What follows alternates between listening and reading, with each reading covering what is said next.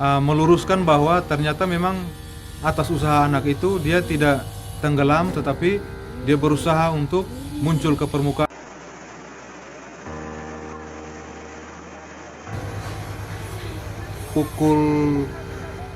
Sekira pukul 22 kami mendapat perintah dari Dirpolair Polda NTT, Kombes Andreas, untuk melakukan pencarian tersebut. Jadi pada saat kita menerima perintah tersebut, langsung kita bergegas untuk melakukan persiapan dan sesegera mungkin kami berangkat ke TKP. Personil yang dilibatkan untuk pencarian berjumlah 3 orang. Kita berangkat dan tiba di TKP sekitar pukul 03.00. Setelah tiba langsung kita melakukan analisa awal untuk melakukan proses pencarian. Setelah itu kita istirahat jam 4 pagi sampai jam 6 pagi. Kemudian jam 8 kita langsung melakukan proses penyelaman untuk melakukan pencarian. Setelah beberapa kali penyelaman dan menemui hasil yang nihil, pada kesempatan keempat saya bersama buddy saya menyelam. Namun karena arus yang begitu kencang, buddy saya tidak sanggup untuk melanjutkan dan kami terpisah. Saya memutuskan untuk maju terus. Ketika saya maju beberapa saat, saya toleh ke belakang karena buddy saya tidak ada. Saya coba untuk mencari lagi ke belakang, tapi karena tidak ketemu, saya balik lagi dan maju terus ke arah air terjun. Ketika melewati arus dari air terjun itu, saya merasakan arusnya sudah cukup membaik, sudah cukup menurun arusnya, tidak terlalu kencang lagi. Kemudian setelah itu saya melakukan pencarian di lokasi ruangan di setelah air terjun itu. Ternyata ada sebuah ruangan atau seperti chamber, kurang lebih luasnya 1 meter, tinggi permukaan yang tidak terkena air itu sekitar setengah meter. Di situ saya melihat ada sepasang kaki manusia. Setelah itu saya coba pegang kaki itu. Pegangan pertama di kaki itu tidak ada reaksi apa-apa, tidak bergerak, kakinya tidak bergerak. Saya pikir kalau ini korban mungkin dia sudah meninggal. Kemudian saya pastikan lagi, saya pegang lagi, saya goyang-goyang. Ternyata ada reaksi dari kaki itu seperti mau ditarik. Berarti saya pikir, berarti kalau ini korbannya berarti dia masih hidup. Kemudian saya naik ke permukaan di chamber tersebut. Saya lihat anak itu dalam posisi dia tidur memeluk akar pohon yang ada di dalam chamber itu. Jadi posisi akar itu agak sedikit miring seperti ini. Kemudian badannya berada di atas permukaan air, tidak terkena air, cuma kena percikan-percikan air. Tetapi kaki dari betis ke bawah itu terendam di air. Pada saat ketemu itu ekspresi perasaan saya itu bercampur aduk, gembira, senang, tapi bingung juga karena ini bagaimana cara untuk bisa mengevakuasi bahwa dia keluar ke tempat yang aman, karena satu-satunya akses untuk keluar masuk yang paling aman adalah dengan menyelam. Jadi ada beberapa opsi yang sempat saya pikirkan untuk mengevakuasi korban.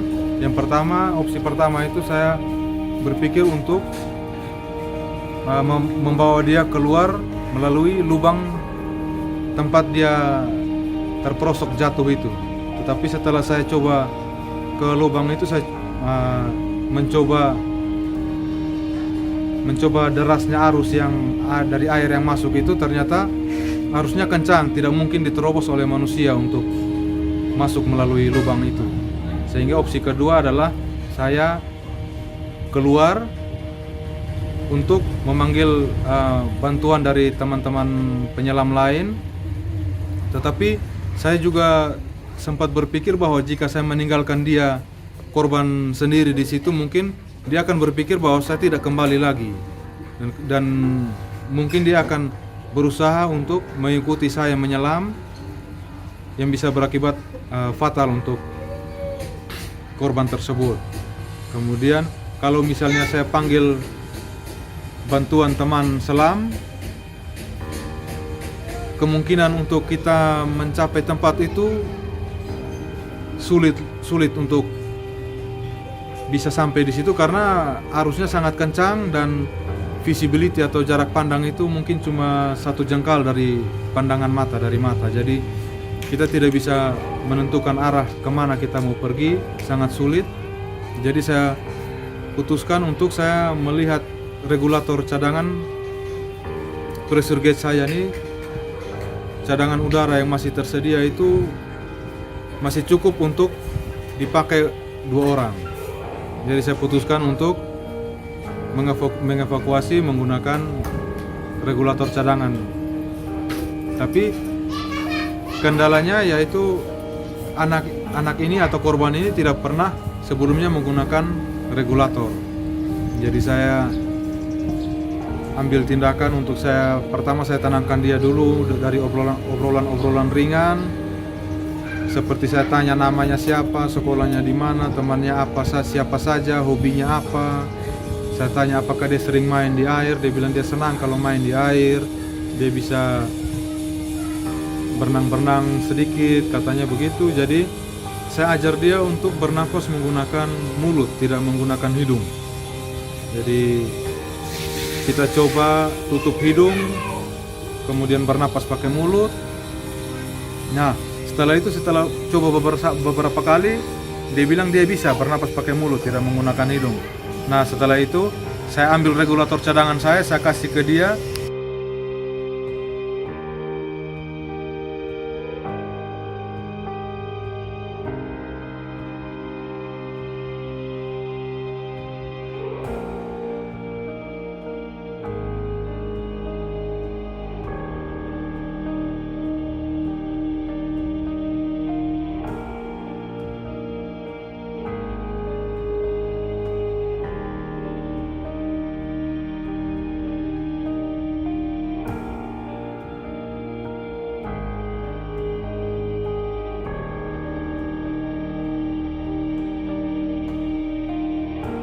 Menirukan persis seperti apa yang saya instruksikan, saya contohkan, dan dia menyanggupinya, dia siap. Setelah coba beberapa kali, saya minta dia untuk memegang kuat bisi saya. Jadi dia pegang bisi saya kiri dan kanan kuat supaya tidak terlepas. Kemudian saya peluk dia, saya peluk yang erat. Saya kasih tahu dia, kita coba turunkan kepala, kemudian bernapas menggunakan mulut. Mata ditutup saja, tidak usah dibuka mata. Tutup mata, bernapas pakai mulut. Saya coba beberapa detik, kemudian dia berhasil. Setelah itu saya ulangi lagi beberapa kali dengan durasi yang saya tambah. Kemudian saya rasa dia sudah cukup siap. Kemudian saya minta dia, saya ingatkan dia supaya jangan pernah lepaskan pegangan di bisi saya.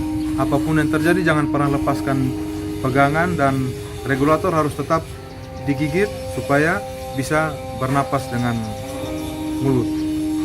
Kemudian pada hitungan ketiga saya kasih aba-aba, kita turun ke bawah. Yang sulit untuk kita mengarah keluar yaitu arah arus dari air terjun itu, dia mendorong kita untuk masuk semakin dalam ke gua, sehingga kita butuh usaha untuk berenang melawan arus tersebut. Begitu kita sudah berhasil dan sampai di air terjun, ini arusnya sangat bercampur, tidak bisa kita tebak seperti di mesin cuci. Kita masuk di mesin cuci sehingga kita tergulung-gulung, terbolak-balik. Di situ saya pegang dia semakin erat, dan saya cuma bisa lihat jarak pandang itu, saya cuma bisa lihat regulator seperti bayangan kuning di depan saya, di depan pandangan saya. Berarti itu regulator masih terpasang dengan baik, dia masih bisa bernapas. Jadi saya yakin dia aman, dia baik-baik saja. Kemudian kalau misalnya tidak ada bayangan kuning, berarti regulatornya sudah terlepas. Jadi saya lihat regulator itu bayangan kuning masih ada.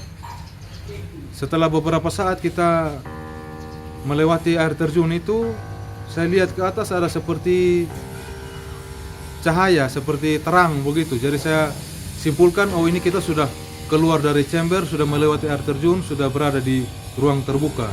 Kemudian saya berusaha secepatnya untuk ascend ke atas, naik ke permukaan. Begitu sampai ke permukaan, kita munculnya ternyata bukan di tengah kali, tetapi muncul di pinggiran kali, sehingga kepala dari si korban sempat terbentur di batu dan dia kaget, dia mengeluh kepalanya sakit. Kemudian saya dengan cepat saya dorong batu itu sehingga kita langsung cepat bergeser ke arah tengah kali di posisi yang lebih aman. Setelah itu baru dibantu dievakuasi oleh teman-teman dari Basarnas dan Polair yang sudah siap di permukaan kali.